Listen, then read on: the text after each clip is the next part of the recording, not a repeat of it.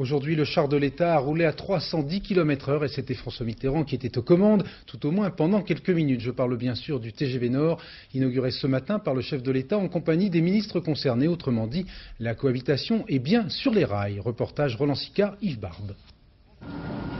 François Mitterrand a pris le temps de regarder et de réfléchir. Il faut dire que le TGV doit lui rappeler de bons souvenirs. Le premier qu'il avait inauguré, c'était en 1980, entre Paris et Lyon. C'était en plein état de grâce. À l'époque, c'est Pierre Mauroy qui était Premier ministre.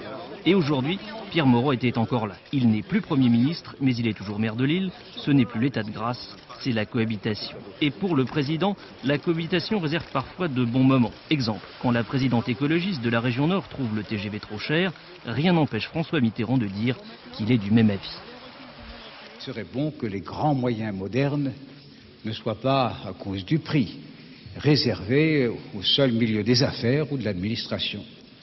Je crois que c'est un grand souci de monsieur le président de la SNCF, qui sait bien qu'il ne peut pas jongler avec les prix et avec les données économiques, mais qui doit marquer une direction pour qu'un jour, le plus tôt possible, se rejoigne la modernisation de nos transports et la capacité du grand public d'y accéder.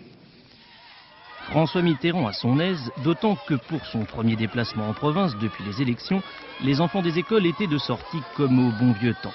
Bref, TGV, enfants, applaudissements et poignées de main, la cohabitation dans le fond, ça a aussi du bon.